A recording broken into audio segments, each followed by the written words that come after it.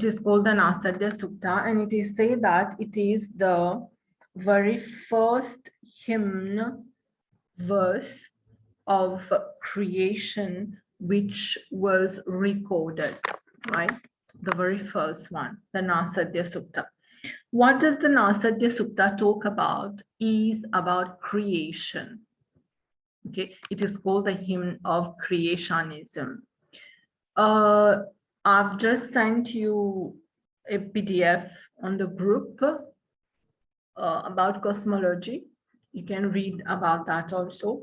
We are going to discuss all these actually in today's session, right?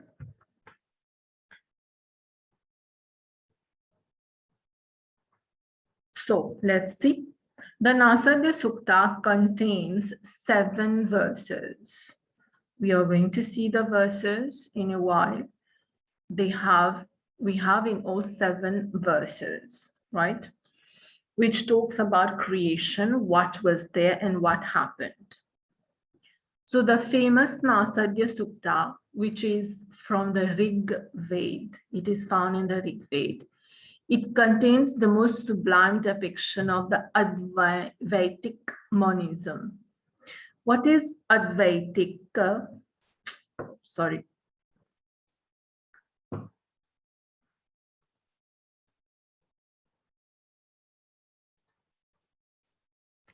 So we have 2 words here which we need to understand, Advait and Dvaita.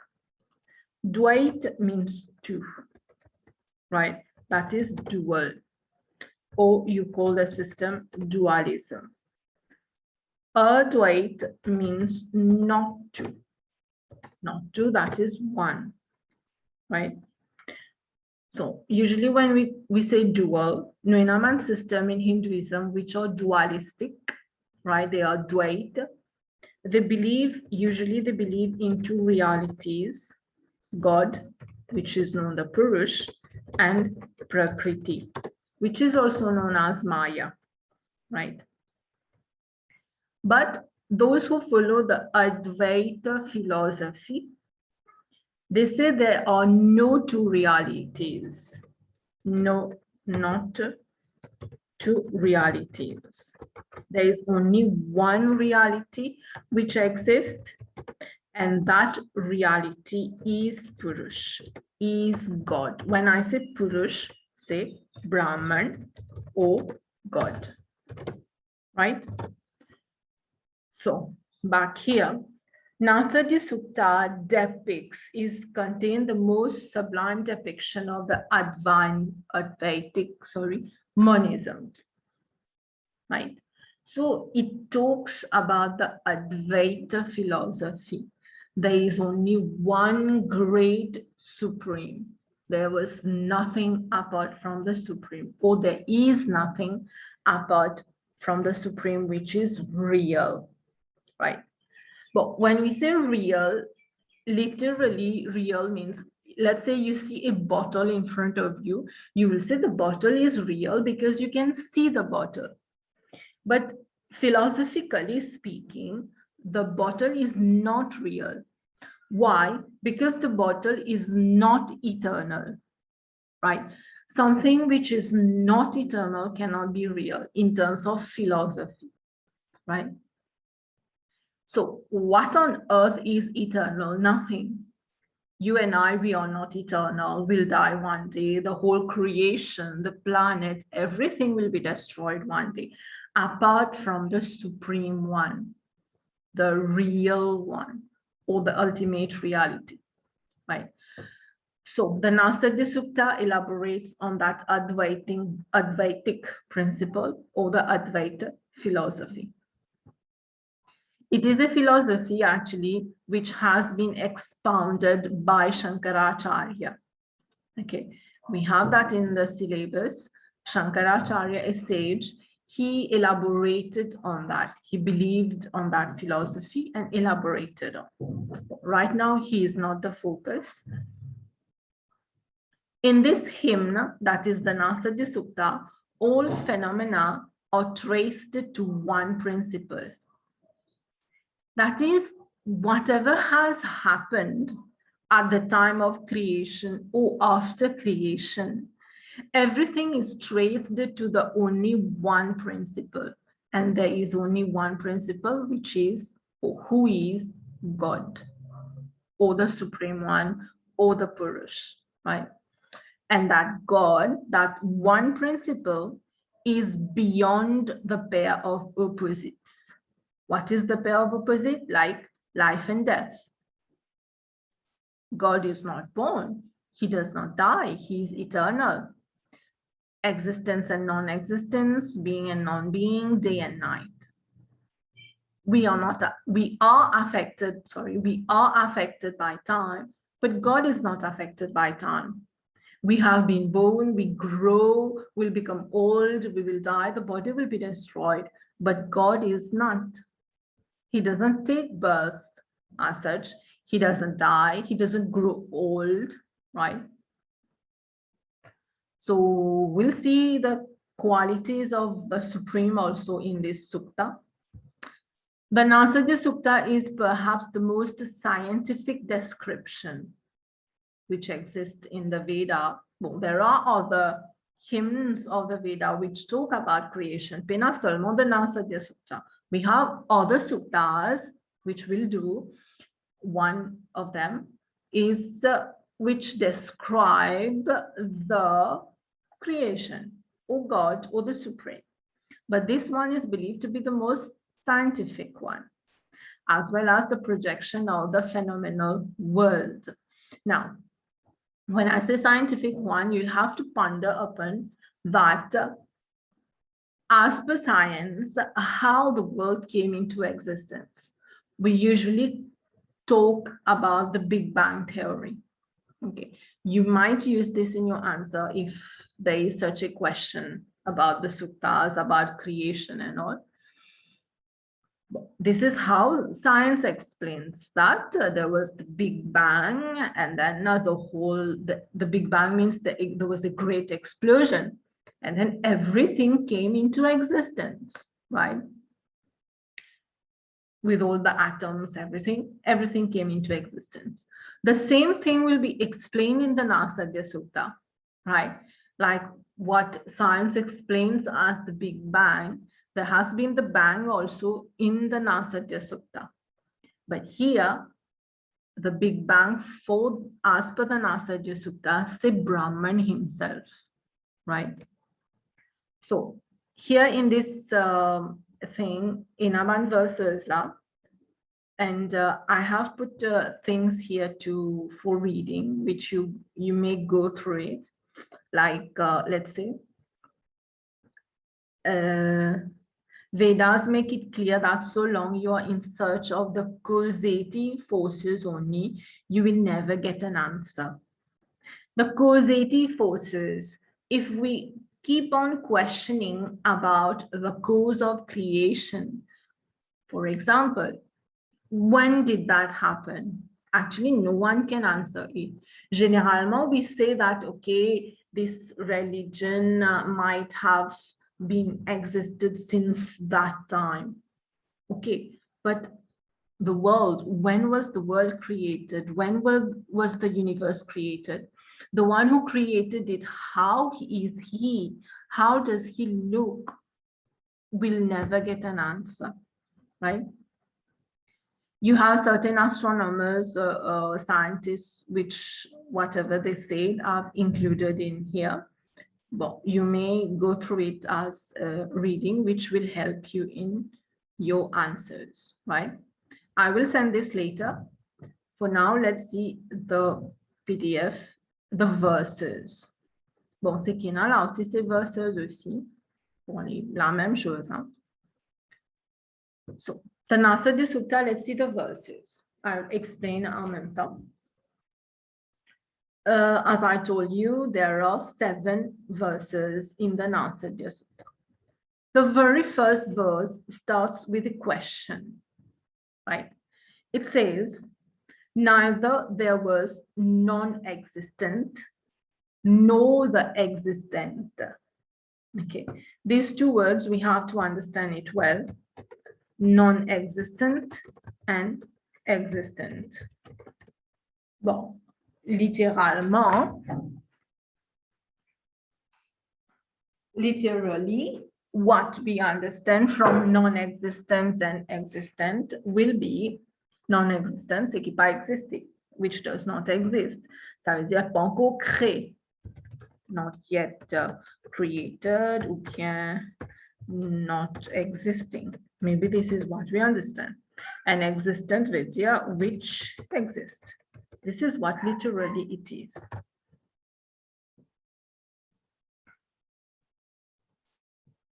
So the Nasadiya Sukta says, there was neither non-existent nor the existent.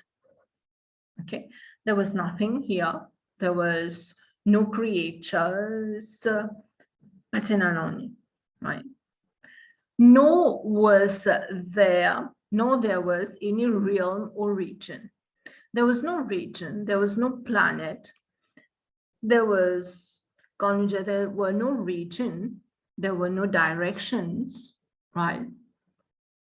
That's in a planet, what you call Mercury, planet Earth, the sun, north, south, east, west, there was nothing, right? How could there be existing this unfathomable, means something which you can't really understand, profound plasma? You see, there has been the use of the word plasma as translated. Why plasma? Usually plasma goes about the human body when a woman is pregnant, the plasma, etc. Pareillement, we are in the womb of God. We have come out from the womb of God. Bon, avant de continuer, let me tell you that. In the Nasadiya Sukta, the Brahman, the Supreme, is called the Hiranyagarbha. Hiranya means golden. Okay. Well, golden is a low as such, but supreme one, right? Garbha means the womb. That is, the supreme one is the divine, the golden womb from which we have come from. Okay. As per the Nasadiya and as also the Purusha Sukta, we have been emanated from Brahman, from God, from himself. Okay. From God. So back here, we said there was no non-existent. Patina banseki existent, patina aucun signe la vie. There were no region, no direction, no planet, nothing. How could there be existing this unfathomable, profound plasma? That is, when there was nothing, we say that God created the earth, the universe, the Brahman created the universe. But from where does that God come from then? When we are talking about the profound plasma, we are relating to God right now, to the Supreme. But there was nothing, what the verse says. But from where does that God, supposément the creator, has come from? There was nothing. So the very first verse of the Nasadiya Sukta starts with a question, questioning that how come, who created this when there was nothing? I continue. Verse number 2. It says that neither there was death, nor at that time immortality. So there was no life. There definitely there will be no death. And there's no death, there's no immortality. Personne non est qui peut immortal. There was no indication of day and night. There was no direction, as I said. There was no sun, no moon, no day and night, no time at all. That breathless one, breathless one, okay. That breathless one breathed upon as if by its own automation. Here, this line gives us many descriptions of God right now. I'll explain. Let's see first that one. Souvent des fois, you will hear me saying tad ekam. Tad ekam means that one. The Nasadiya sukta called God, tell God that one. That is tad ekam. Usually when you say that person is coming, by the word that, you don't understand that which the one who is coming, Lala. Is he a man, a woman, a boy, a girl, a young age person, old person? We don't get any idea. God is that. Someone qui nous servi le mot unfathomable. We can't describe him. We can't comprehend, understand him. He is beyond our comprehension. So the sages called God Tad Ekam, that one. That breathless one. Now the word breathless means qu'il y a breath. Nous n'avons breath, nous respirons. We are not breathless. Si nous breathless, ça veut dire nous morts carrément. But nous dire that breathless one. That is, God is breathless. He does not take breath, yet he is here. God has no breath, yet he exists. Right? Ou bien, comment nous interprète ça? When we say breath, usually you relate to the nose, to the organ from which we can take a deep breath. That is the nose, usually. God, quand on dit breathless, God has no nose là, right? That is, he is formless. God is formless. C'est qui nous appelle Nirgun. Nirgun Brahman, that is formless God. So that word here, that breathless one, fait nous comprendre que God is called that one because we can't describe God as such. No one has been able to do that so far. Something, someone, or something to be experienced only. Just like, I give you sweet to eat and I tell you, I ask you how much sugar is there. You can tell me, okay, there is 100 grams of sugar in the sweet. But how will I understand how sweet is 100 grams of sugar? Furthermore, eat 100 grams of sugar. So I need to experience it. Even God is the same, right? That one to be experienced. And he is breathless. That is, he is nirgun. He is formless. With that, you can refer to Isha Upanishad, which we will do in the future weeks. Isha Upanishad says that God moves, yet he does not move. He sees, yet he does not see, etc. He hears, yet he does not hear, and all, right?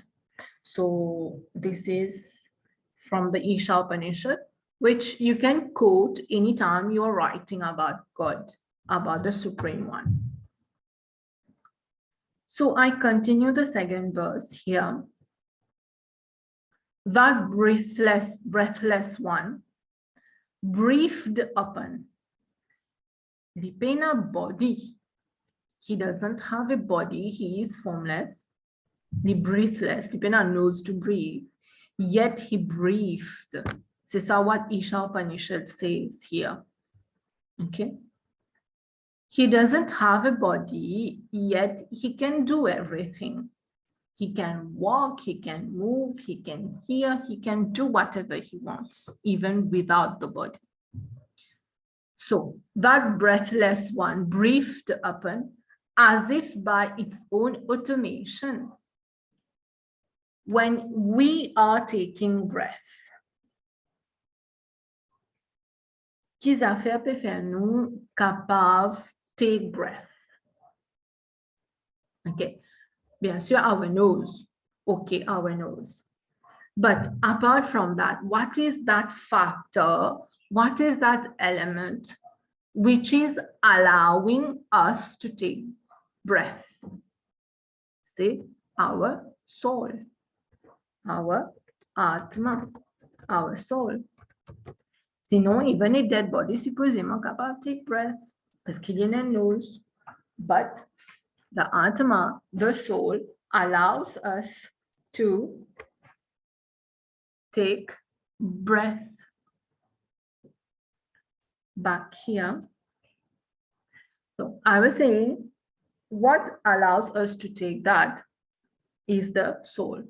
If the soul is removed from the body right now, I won't be able to take breath. I'll be dead, right? Means this body that we have is dependent on something, on the Atma. I can talk right now, you can listen to me right now, all because of the Atma. We are all dependent on the Atma, but God is not dependent on anything to breathe, to create, to do whatever he has to do.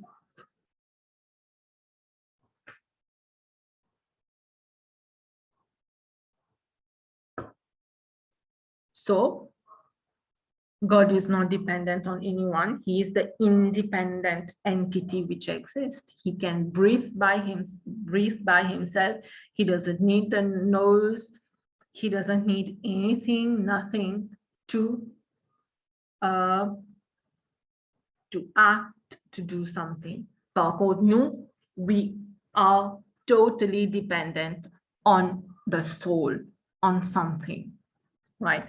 I continue. I told you this, we have many interpretations of this, of these verses, right? Apart from that one, I told you that one, Tadeka, there was nothing else whatever. So, depuis commencement là, there was no life, there was no region, there was no depth, there was no life, there was no day, night, there was nothing. There was only what? The Supreme One was there. The breathless one, sorry again. The breathless one, that is Brahman. God only was here before creation and nothing else. I continue. Darkness was there. When we say there was nothing, apart from God, bien sûr, there was nothing. So that nothing, c'est quoi actually? It is called utter darkness. There was darkness. Utter darkness means pina anti light to see là-dedans. It's so dark that you can't see through. At times at night, you can see through something. You have the moon and light. But here, utter darkness, totally dark. There was darkness, which was covered by darkness. Ça veut dire so dark. A plasmic continuum in which there was nothing distinguishable. There was nothing which you can even distinguish. Comment on peut dire? At times at night, with a little light, you can see certain things, but here, no. It was so utter darkness, nothing could be distinguishable. And hence, an empty world. Well, world là, pas encore come into existence là. There was an emptiness, which you call a void, V-O-I-D, a void actually. United under a causal covering, came out on account of the austere penance of that one. Now, many things to explain here. The empty world, l'indeli empty, mais au fait, il pas vraiment empty parce que le monde pas encore être créé. It was not yet created. So it was just a void which existed, right? Only God was here about Sanonin. Then united under a causal covering. Causal. Now, everything which happens depends on the law of causation. Or you call it the law of cause and effect. That is, every cause has an effect, and vice versa, every effect has a cause, right? I give one example. You have a mango. You eat the mango. You will get the seed of the mango. You plant it. What you will get? A mango tree. What will get from the mango tree? You will get a mango fruit again. This is the cause and effect. Here, the seed is the cause and the fruit is the fruit behind the tree. So can you get out of it when we plant it? It will be the effect, right? This is the cause and effect theory. Everything in the world is based on this cause, law of causation, or the law of cause and effect, right? Likewise,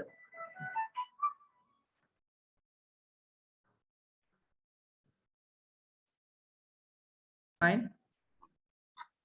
So I was saying that about the law of causation, right? Like the example given, the seed is the cause and the fruit, the mango tree, which we will get afterwards, will be the effect, right?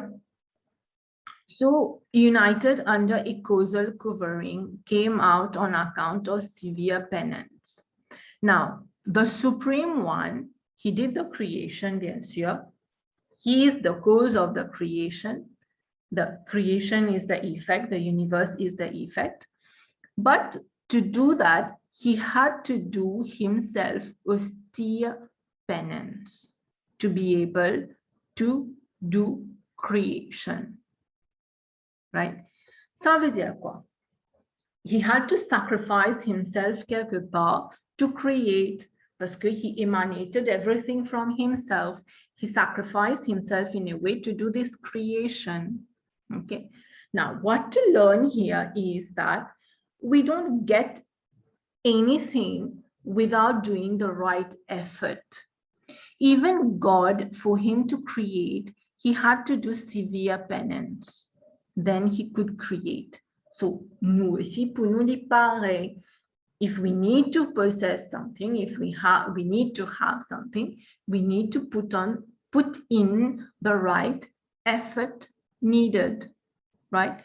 So here, God, the Supreme One, is the cause of the creation. And the creation that we see today around, it is the effect. We have come from the cause. And not to forget, we are dependent on the cause. We are dependent on the cause. That is, we are dependent on God. God is not dependent on us. God is not dependent on anything, actually. But he is the one on whom we depend on, because he is the cause of creation, right? I continue with the next verse, number 4. Sorry. In the beginning, there was the divine desire. We say the divine desire. He had a desire. He had a desire to do creation, which was the first seed of the cosmic mind. You know, when we have to do an action, Before doing it, the action originates in the mind.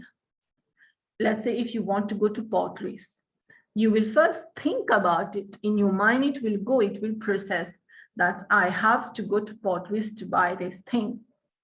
So the action first originates in the mind. La même chose, the desire which he had to create originated in the cosmic mind. Cosmic mind, which are the great one, the supreme one. The sages seeking in their hearts have discovered by their wisdom the bond that operates between the existent and the non-existent. Talaniti explique littéralement existent and non-existent, c'est quoi? But here, existent, which are the manifested one. Like you and me, like everything here, the manifested one. Yin and form, là. The non-existent, which are lipanko manifesti, the unmanifested one, the one which will come into being. Right? Now, the sages in meditation, what they have done, they have discovered by their wisdom, by the power of meditation, the bond which exists between God and us, the manifested and the unmanifested. What is the bond which exists between God and us? There is only one bond which exists. This is what is called the bond of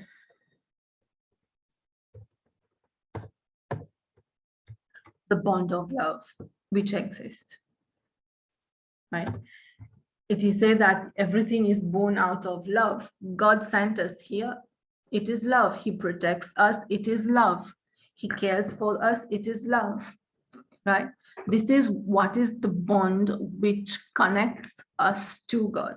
Now, that love can be in many ways. It can be devotion. It can be however you want to describe it. But it is pure love. Verse number 5. Their controls, their reins or rays were stretched out, some transverse, some below, and others above. Now, what happened? Let's say the Supreme is here. The Supreme had a desire to create. Qu'arrivait then, from the Supreme, there has been a great brilliance, the rays of the sun, example, not exactly the sun, but come see rays stretched out everywhere. Okay, and then come see, this is what I told you initially, what science explains as the Big Bang Theory, which happened, the great explosion. C'est ça, peut-être, why it is said that Nasadiya Sukta is the most scientific explanation of creation. Okay, we are also talking about the Big Bang, but in terms of Brahman, in terms of God. So Brahman decided to create, and the rays of devotion, the rays came out from him, from his desire.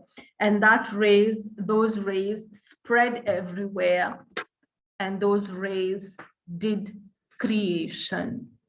Comme s'il y a une fan partout, then things were created.